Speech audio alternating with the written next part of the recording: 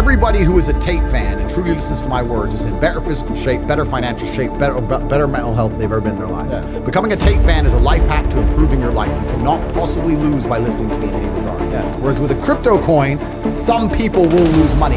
And I can't sleep at night knowing that my fans lose money. Right? So if you have a company, you have a podcasting business, let's say. Okay. If you hire a member of staff who doesn't agree with you and doesn't do as you say and doesn't listen to you, you're going to fire him. Yeah. Right? You're going to want people to listen to you because you're in charge and you have influence. So if there's people who print money and they're literally in charge of banks and in charge of governments and they own the world, whatever they believe, whatever their influence, whatever their worldview is, they want to purport that and propagate that on the population, on the planet. And that's what happens when we have these ideas which are very heavily defended, and certain ideas which are not allowed to be discussed, and a false reality which exists in which conversations cannot be open, dialect cannot be open. Certain things must be accepted as fact, certain things can't be discussed at all. And this all comes from the top. This is not an accident. This comes from very powerful people trying to push a worldview on the populace. Do you think Bill Gates is part of the Matrix? I think that Bill Gates is an extremely rich, influential person who certainly has had a role to play in certain agendas across the last few years. Yeah. It's not a matter of, you're thinking of it more as a small select room of people who are trying to control their world like a superhero movie. Yeah. It could be like that, but it's not like that. What it is you have very influential people with a lot of power, with a lot of resource, who are interested in creating slave minds amongst the general populace because they don't want to upset their very fortunate position in the world. Yeah. So there is a genuine and obvious agenda to attack masculinity as a whole, for example. The idea of masculinity, they like the idea of that being attacked. There's also obvious attempts to accelerate certain other ideas, whether, especially in the West, right? Yeah. The idea of children changing gender or putting sex in children's movies like Disney, etc. This is not conspiracy theories. This is all very obvious. Yeah. People are pushing these agendas, and they're pushing them for a reason. And it's very powerful people who are doing it, and they're trying to destroy the morality and certainly the resolve of the general populace, the general people, because they want to keep their very fortunate positions, and that's what's happening. So, like, these people, are they like public figures, or they're pretty low key? You're still thinking of it as in regards to who the people are, and I understand why you're asking that question. I think you just need to understand that the people who are truly in charge of the world are sitting and saying, what is most advantageous to us? Yeah. Is it more advantageous to us if people are semi-depressed, self-obsessed, selfish, don't care about their neighbor, have no morality, atheistic, and will absorb anything they're told without any kind of resistance? Or is it better for us if they think for themselves and they're critically thinking and they believe in religion and they want to do good to God? And the truth is, in the West at least, it's the first answer to the things they're interested in. And I don't think these people are publicly known. I don't think they're well known, no. I think there's families that have been in charge of the world for a very long time. And they put like faces up front so they don't... Puppets. They put puppets in front completely. And these people are beyond money. Like even during the coronavirus pandemic, a lot of people were saying, oh, I agree, Andrew, it's all a scam. They're doing it for money. And I said, no, that's a very optimistic way to look at the world. They're not doing it for money. These people are beyond money. They have enough money. They print money. They don't care about money. It's about power. It's about control. It's about influence. And it's about having enough people do as you say regardless. And it's an interesting time of humanity we're living in, because now we have the internet and there's supposed to be free speech, but there's certainly more free information. And I feel like a lot of people's minds are slowly waking up to the fact that a lot of the things you're told in the traditional news is a lie. The traditional media machine is nothing but a propaganda machine. And they're trying very hard to still keep control over us and keep influence over us. And they're doing that by, especially with the way societies work, especially with the way relationships work, with the way the children go to school, certain things are keeping a very tight grip on because they know it's very important for their power and their propaganda. All right. You know it's intrinsically wrong, but they're deliberately trying to attack your senses and make you sit and question yourself and go, well, maybe it's not so wrong. If they can convince you that having sex with children who have no consent to give is somehow acceptable, then they can convince you of anything. They can convince you to kill your fellow man, convince you to lock yourself in your house because of the common cold, convince you to work a job for no money, own nothing, and be happy and eat the bugs. It's bullshit. And they're doing it on purpose, and they're attacking our senses, and it's extremely important we call them out and make it clear that we know what they're doing, and we're not stupid enough to fall for it. You guys cannot be afraid to sit here and say the truth. We're against that, 100%. But you have to say it clearly. clearly. But it's just that, you know, and sometimes we just wonder, like, what was the reason? Like, was it really on Because purpose? they're satanic. I couldn't believe people were wearing masks. Yeah. I was like, why are you wearing a mask? But then you have to understand that if these people who can be so easily convinced to muzzle themselves, these are the exact same people you need to do a whole bunch of important roles in society that people who are free-minded don't want to do. Yeah. You need people inside the Matrix to be soldiers and go die in a ditch, right? You need people inside the Matrix to stand in a gas station and really care about mopping that floor. So you need these kind of people, right? So, and you're saying, what are we trying to do? What we're trying to do is speak to the sovereign individuals or the people who are capable of having a free mind and help them escape. Just like in the movie The Matrix, Morpheus says, not everybody can escape. Yeah. Not everybody can. Most people are dependent on the system. They'll fight to defend it. But some people have their minds ready to be free. But do you think and that's who I'm talking to. Do you think ultimately, like, what I understand from you is you just think we definitely need a system, but maybe we just need new people in charge of that matrix system? You need checks and balances. We definitely need a system. Every system of control is always going to be full of lies. They're always going to lie to us to a degree to benefit themselves. We're never going to have absolute freedom. We're never going to have absolute truth. But you do need checks and balances to that system to prevent complete tyranny. You need a contingent of people who are free and fight back and talk against the matrix. People like me, people who support me, those who are particularly free thinking. Those are the people you need to keep some kind of power balance in place. Yeah. If I didn't exist and people who thought like me didn't exist and nobody spoke up, then it would just be absolute tyranny, and then Balenciaga could just be pedophiles forever. There have to be people to stand up and say no and push back. Yeah. In life, it doesn't matter where. In life, if there's no checks and balances, if there's no equal and opposite force, everything becomes tyrannical. So do you think money is power? I think money is related to power, but in and of itself, it's not the only thing that makes it powerful, no. But just on the checks, and I'll answer that in more detail in a second, but on the checks and balances question, if the ocean doesn't reach a point of equal and opposite force, it will just engulf the entire planet, right? There has to be an equal and opposite force at some point. I'm not talking about freeing every single person from the matrix. I'm talking about freeing enough people who are ready to understand how the world really works so that there is an equal and opposite force to the tirade of bullshit, the absolute clown world bullshit they're trying to push on all of us. If nobody stands up to it, we're going to end up just fucking swallowing it all. Yeah. It's garbage. So you need to have an equal army on the other side. Those are my people. I don't work for the Matrix. I'm the opposite. I'm Morpheus. I'm here to free the minds. We're the free people who hack into the Matrix and fight against the agents and the machines. As for money being power, money is certainly related to power, but the true power of the world is influence. I am currently one of the most powerful people on the planet. I can influence millions and millions and millions of young people with my mouth alone by speaking. That's why they fear me. That's what my power is. I can sit here and say the sky is green. And if I say it enough, people will begin to believe it. That's power. Power is influence. And every single thing that's happening in the world today, whether it's a pitched battle in Ukraine and Russia, whether it's the garbage they put on the news, whether it's the video you watch on YouTube, all of it is done with the goal of exerting influence on your mind. They're trying to control what you think. They're trying to control why you think it, why you believe it. They're trying to convince you that they haven't even put propaganda into your mind. And it's all a battle for influence. That's all this has ever been. It's all been a battle for influence. So me having mass influence is a threat to them because they can sit there and say, you need your 8th booster jab. And I can say that's bullshit. And we have two armies, two battles of influence against each other. Most people are not smart enough. Most people are not intelligent enough to self-analyze and defrag their own brains and understand they're being programmed. Most people do not have that level of intellect to sit there and say, every strongly held opinion that I have, where did it come from? Who told me it? And do they have my best interests at heart? You didn't like me, for example. No, it's fine. I actually find it's great for me to make points, so I'm glad you didn't like me. I don't like Andrew Tate. Why? Well, they told me not to like him. Who told me? Well, these people. Do they care about me? No. Like, most people don't get an opinion and break down where it even comes from. They just get an opinion and they defend it. And you'll see people arguing and fighting in the street over opinions they don't even know where they've come from in the first place. Most people are not intelligent enough for that. So everybody and everything you consume is going to influence you to a degree. The mass media machine is trying to influence everyone. I'm trying to influence everyone. Yeah. I'm right here trying to influence people. I'll sit here and say, I'm trying to influence people at home. I just like to think that those at home understand, yeah, Tate's influencing me, but he is living a life I want to live. He has better intentions. He has a purer heart than the mass media machine and the pedophiles of Balenciaga. Everybody who is a Tate fan and truly listens to my words is in better physical shape, better financial shape, better mental health they've ever been in their life. Yeah. Becoming a Tate fan is a life hack to improving your life. You cannot possibly lose by listening to me in any regard. Yeah. Whereas with a crypto coin, some people will lose money.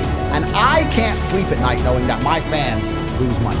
What would it take to be anti-Tate's fan? You have to be useful to me because I think every single relationship in the world needs to be a value exchange. Yeah. I provide value by default by being me. That's who I am. I'm a capable and competent individual. Yeah. If you're going to be my friend, you need to provide some value to my life. Now, a lot of people, when they have friends, the value that's provided by their friend is that their friend makes them laugh or that their friend is funny.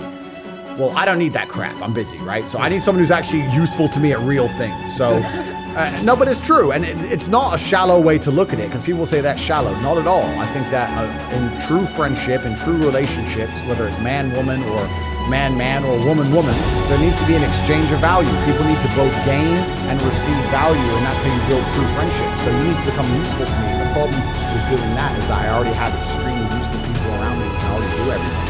I don't really need friends. I don't need anybody. So when someone comes and goes, hey, I'd love to know you, why? What do you want to do? Sit around and talk shit? Yeah. What do you want to do? It's more like, hey, what do you want to do? Like I'm trying to do X, Y, Z. I'm fighting the Matrix. Can you fight the Matrix? Can you fight? Balenciaga are coming. Can you shoot? Like, yeah, they can't do anything. I don't want to hang around. Oh, how should a guy get a girl So in you're general? not talking about yeah. For him, it's easy. Like, he doesn't even need to say anything. Yeah, Bam, he's I'm just Andrew looking Tate. somewhere. Money, Bugatti. Come here. Come. There's a really long answer to give there, but truthfully, it doesn't matter if it's getting a girl or it's making money or it's getting status. It doesn't matter what it is. As a man, we live in hyper-competitive environments. I don't think enough men understand how competitive the world is.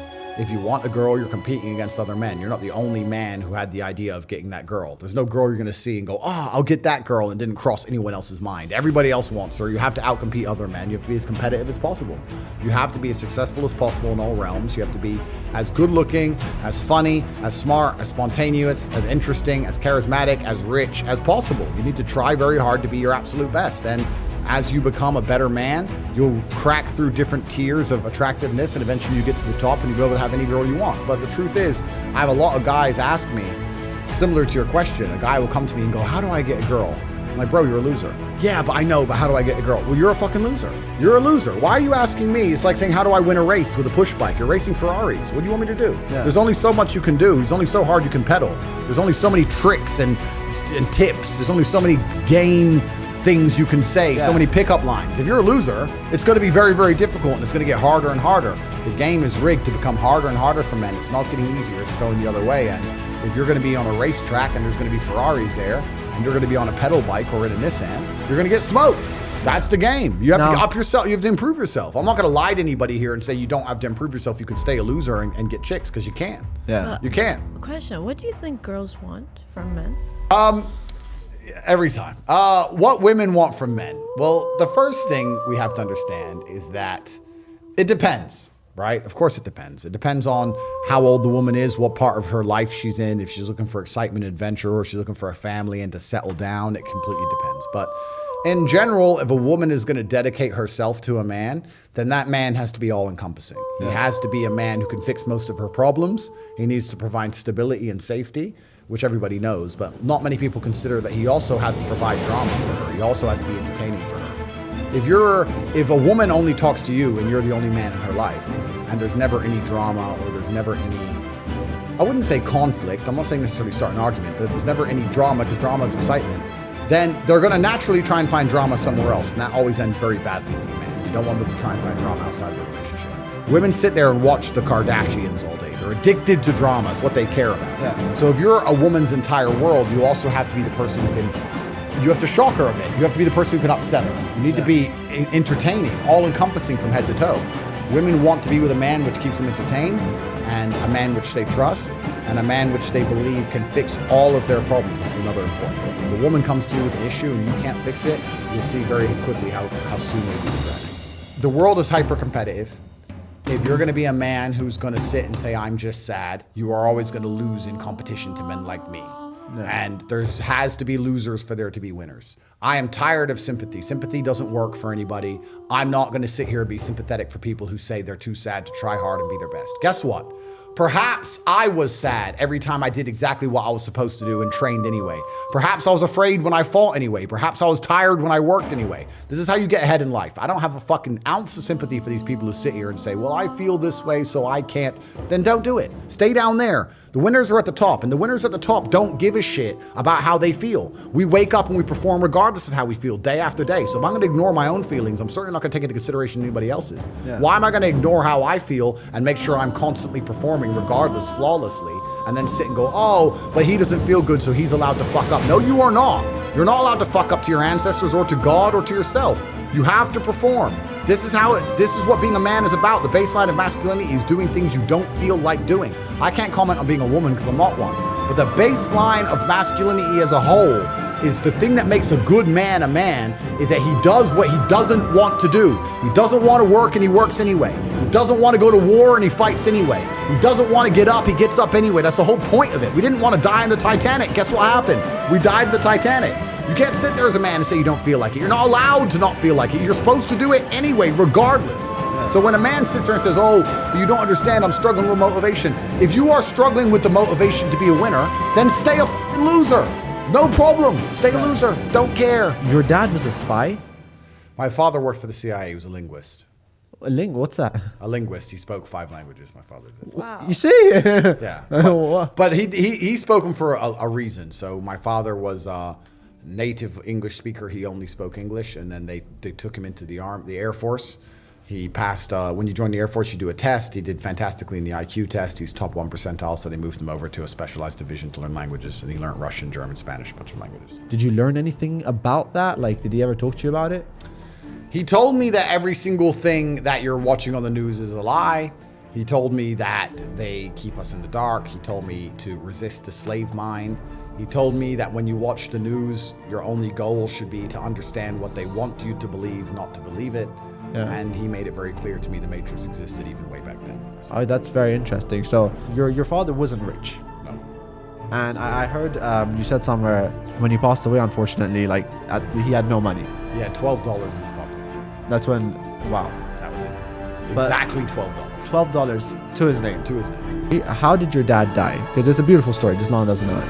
Yeah, he was playing chess. He was sitting at a chess tournament. He had won his first 2 games. He was in the middle of his 3rd game, and he was winning. It was a winning position. He stood up to go to the toilet, in the bathroom, came out about a minute later, said call an ambulance, and passed out, and then woke up again. So the ambulance got there quickly. He got there in like 3 or 4 minutes, really close by. So he died at the chessboard, which I actually think is good. That's where, I think that's a beautiful story. He lived his whole life at the chessboard, and I'm glad he died at the chessboard. That's where yeah, it's like he died doing what he loves. Yeah. Right now, what is the best way to make money for people watching? What do you think? What is the best way to do it? Okay, so the days of easy money are gone. I want to, even in the last 2 or 3 years, it was easy money. Every idiot you knew was making money. Every clown had made money on a pump. The number of people who thought they were expert crypto traders in the last 3 years is so funny. I'm a great crypto trader. Everything went up. It all went up. What do you mean you're a great trader? You could have bought anything. You bought poo dick coin and made money. Of course you're a trader. Like that, all that shit's over, right? So all the easy money's gone. It's all cyclical. So all the amateurs are going to start suffering because now we're entering the realm of the professional, and making money is going to be harder than it's ever been. Yeah. All the free money's disappearing. You have to become very, very confident and competent. And that's one of the things about the last few years. Anyone who made money in those years, a lot of them didn't learn any lessons. A lot of them didn't learn how to make money. They just got lucky and just picked up a pump or caught some garbage, but they didn't actually learn anything specifically. The best way to make money in the world today certainly has to be something online. I think that making money online gives you absolute freedom with your own geography. It gives you access to the largest possible customer base, and there's 18 different modern wealth creation methods that we teach inside of the real world that will allow people to make money online. So that's going to be a nice easy plug to go there. But it's interesting. It's an attention economy, and truthfully, without saying too much, you either need to be prepared to get a whole bunch of attention on you, like we're all doing here, or you need to be close to somebody who's doing that. And that's where a lot of the money is flowing out. Okay, right now, if I gave Andrew Tate $1 trillion, Okay, let's say an amount. If I that's gave you really no, big no, for no, no, no. If I gave you $1 trillion, what would you spend it on? The problem is there's nothing to buy. I already have this problem. And I already have the problem that there's genuinely nothing to buy. You buy some clothes, you got some clothes. Yeah. I have 30-something cars. You get all your cars. I keep buying new ones because there's nothing else to buy. Yeah. You buy 20 diamond watches. Okay, whatever. Yeah. There's nothing to buy. I have everything, bro. I need someone to invent something that I want. I don't want anything that I can already afford everything on the planet. Buy the moon. I don't know. Buy a spaceship. I don't really want to go to space. There's nothing else. Do you believe there's life outside of Earth? Yes. I discussed this before. I was proving a point to a friend of mine who said he was working on an album for a very long time. And I was explaining that the number one key to making money is speed. We teach us inside of the real world and inside of the war room. If you want to get rich, you have to act quickly. You have to do things fast. Speed is rule one. Not enough people understand the importance of speed, because every hour you spend not making money is an hour you're not going to get back. The sooner you turn on the tap to the money, the more money you're going to make. You have to be very, very quick. What do you think? Andrew Tate says men can have more than one woman, and this is a norm, and this is how it should be. I think it's obviously something that should be first discussed, like with the girl initially. Like, I mean, I personally. Hi, Andrew. I'm the girl. I don't want you to have more than one girl. So no, but that's the thing. If they don't, if like. No, be honest, because my sister has very strong opinions about this off camera. But then when I told her, I was like, Andrew's gonna come here and you're just not gonna say it. So my main thing, and like when I look for someone, is loyalty and trust. Like it just, I can't, like, if there's no loyalty and trust, and like, look, that's the thing. I would obviously ask these questions, like in the beginning, so to clear it up. And I think that's what it is. No, like, it wouldn't work that way, because no man's going to sit there and say, yeah, I'm going to cheat on you. So you can't have discussions about it. And I understand you look for loyalty, and I agree you should have a man who's loyal to you, but men show loyalty in different ways to women. Women show loyalty through sexual exclusivity. Men don't show loyalty that way. Men show loyalty in a bunch of other ways. One of them is financial. The other is taking care of the woman. The fact that I would have a woman that I pay her bills, take care of her, give her a sheltered life, spoil her, look after her, try and make her smile, give her all these things, put her on private jets, take her around the world, and make sure that she's happy in nearly all realms with no concerns. That's loyalty. Just because I spend a night with one random chick every once in a while does not mean I'm not loyal to her. Whereas a woman is the completely opposite way. Men, for the longest period of human history, have not been sexually exclusive, and now we're living in a world where we pretend it's normal for men to be sexually exclusive. They never have been. And we're also in a part of the world now where most men have more than one wife, so it's kind of interesting. Do you think that's okay, Lana? I mean, I don't think like all guys are like that. Of course, because you can get a Nissan. Isn't it great how life goes full circle? Yeah. You can get a nice, reliable Nissan. Nobody wants the Nissan but you, because to you it's trusty and old. It's got a bit of rust, but it's okay. But guess what happens when you're a Ferrari? Everybody wants to spin. That's life. That's life. And if you're going to be with a top-tier male, you're going to have to accept. If you're going to be with one of the best men on the planet, the most desirable man on the planet, who fixes all of your problems, who's hyper-competent, who can get all of the things that you need done, who excites you, who's interesting, who's spontaneous, who takes you nice places, you're never bored, spend time with him, you're never bored in bed with him, he never lets you down, you're going to have to accept that this man is going to eventually, over a long enough time period, occasionally do some extracurricular activity. And you're just going to have to accept it and get over it and ignore it. Because that's what happens when you have a top-tier male. Okay.